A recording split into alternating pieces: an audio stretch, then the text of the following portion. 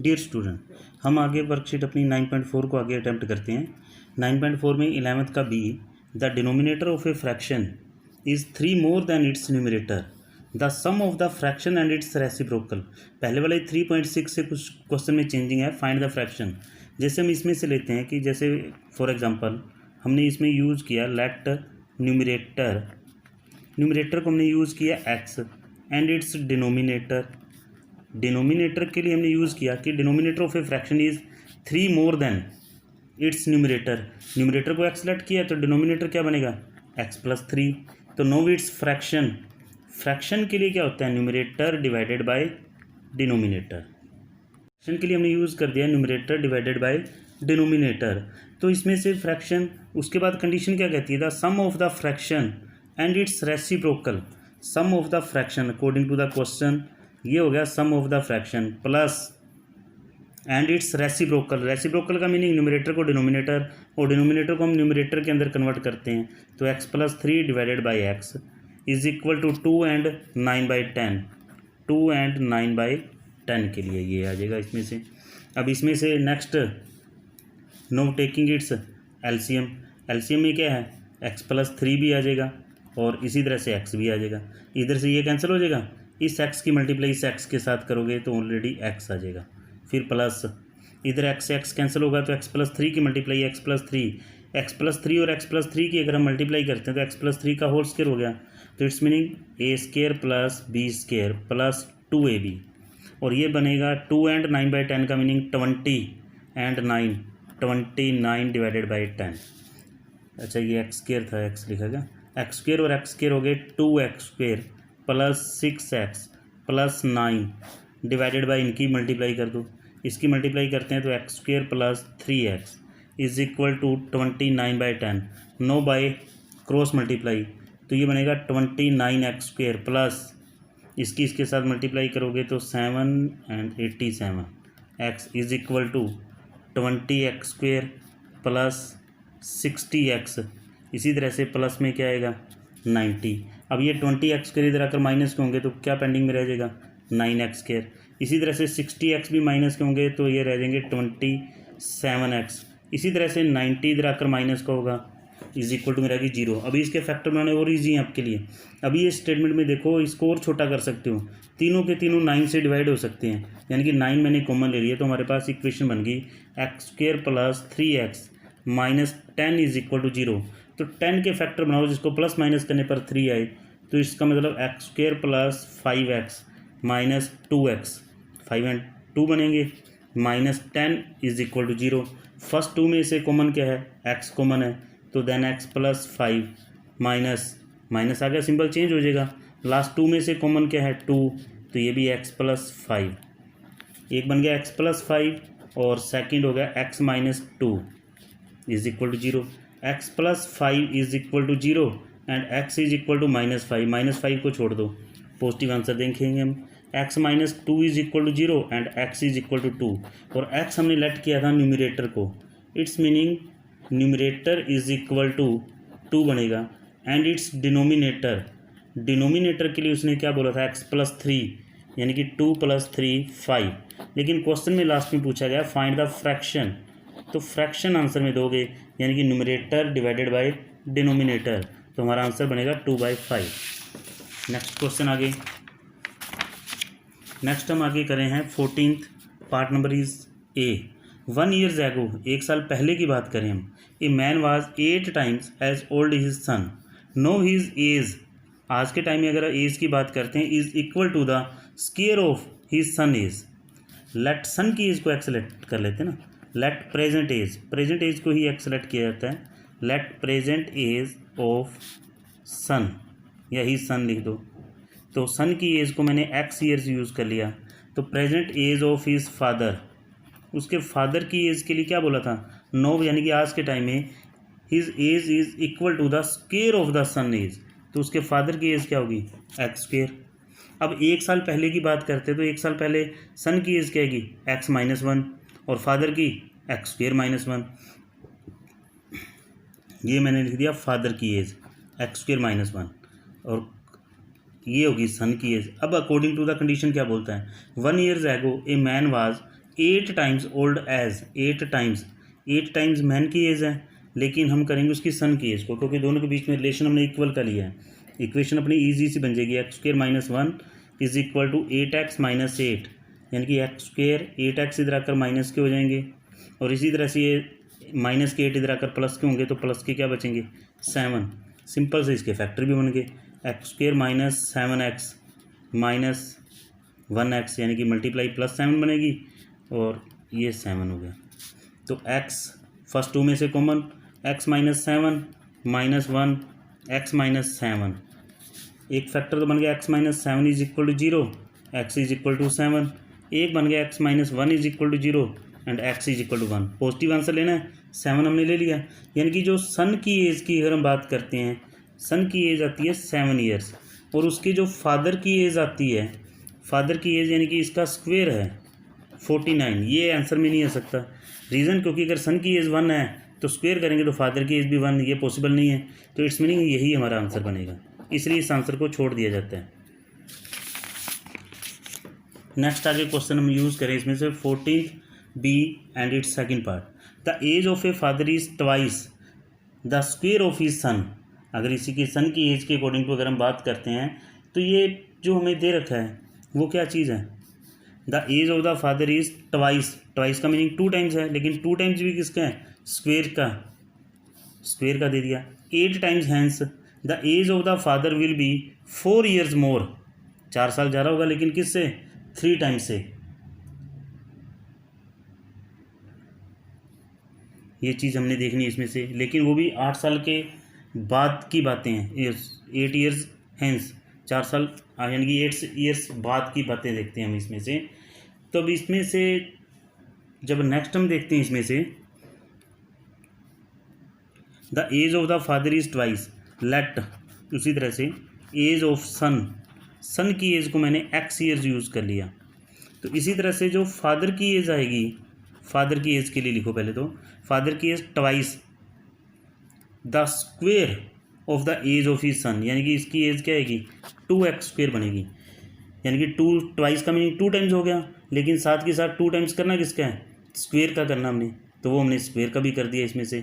इस चीज़ को देखोगे 8 ईयर्स हैंस, आज से 8 साल के बाद देखते हैं, तो इसके फादर की एज क्या हो जाएगी 2x स्क्वेयर प्लस 8 हो जाएगी, और सन की एज क्या हो जाएगी x प्लस 8 हो जाएगी इसमें से, और इज़ मोर देन, अच्छा आगे कंडीशन क्या बोलती है, 8 years hence the age of the father will be 4 years more than, 4 साल ज़्यादा हो जाएगा ये, ठीक है, लेकिन किससे 3 times the age of his son, 3 times ये कर दिया, लेकिन इसकी एज फिर भी ज़्यादा है, यानी कि दोनों के बीच में रिलेशन किसका लगा दिया हमने, माइनस का, और दोनों के बीच में फ़र्क कितने का आएगा 4 का, और ये बन जाएगा 2x square plus 8 minus 3x minus 24, और ये 4 भी इधर आकर किसके हो गए माइनस के, यानी कि 2x स्क्वेयर माइनस 3x, ये हो गए माइनस के 28, माइनस के 28 हैं और प्लस के 8 रह गए, तो माइनस के क्या रह जाएंगे 20 इज इक्वल टू 0। अब इसके हमने आगे फैक्टर चाहिए, इसकी मल्टीप्लाई क्या बनेगी 40 के हमने ऐसे फैक्टर बनाने हैं जिसको प्लस माइनस करने पर क्या आए 3 आए हमारे लिए। नहीं बनता है तो फिर सेकंड मेथड से बना लेना अपना, किसी भी तरह से हमने इसके फैक्टर यूज़ करने हैं इसमें से।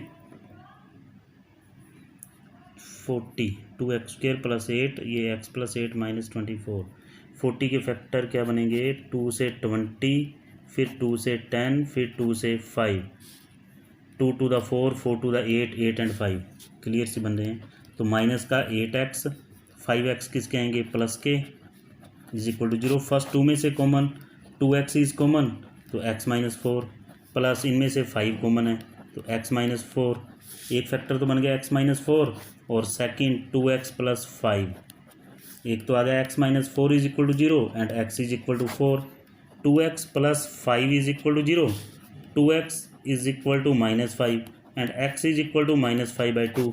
नेगेटिव हमारा आंसर नहीं होगा, तो पॉजिटिव का हम आंसर लेंगे। तो जो सन की एज बनेगी अपने लिए, सन की एज क्या लोगे आप 4 years, and his father age, father की एज की अगर हम बात करते हैं तो फादर की एज क्या थी 2 से मल्टीप्लाई था 2x स्क्वेयर था, ये चीज़ थी 2 मल्टीप्लाई 4 का स्क्वेयर 16, यानी कि फादर की एज आज के वक्त कितनी है 32 ईयर्स।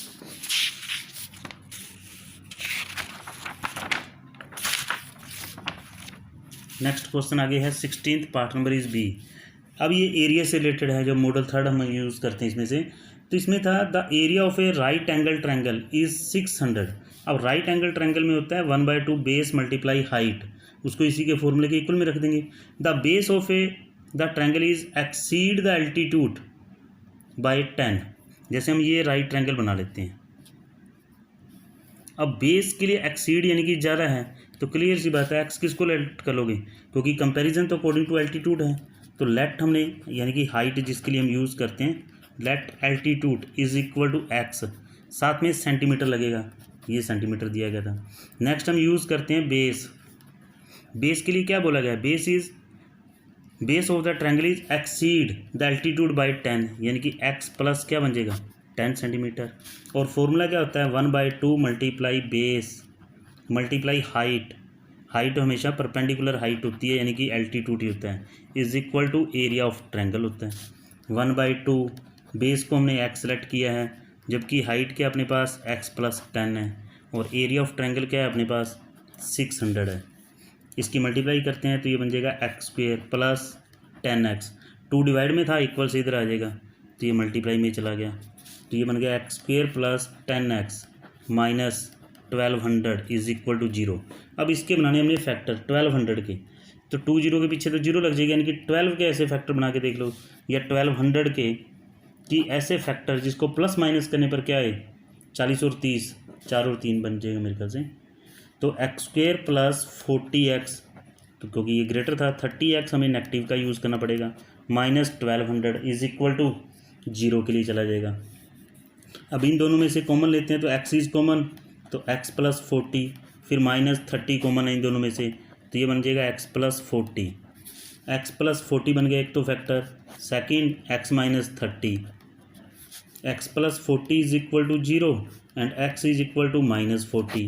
फिर इसी तरह से x minus 30 is equal to 0 and x is equal to 30। कभी भी लेंथ नेगेटिव होती नहीं है, इसलिए इस आंसर को छोड़िए, हमारे लिए आंसर ये है, यानी कि base of the triangle, base of triangle क्या आएगा 30 सेंटीमीटर।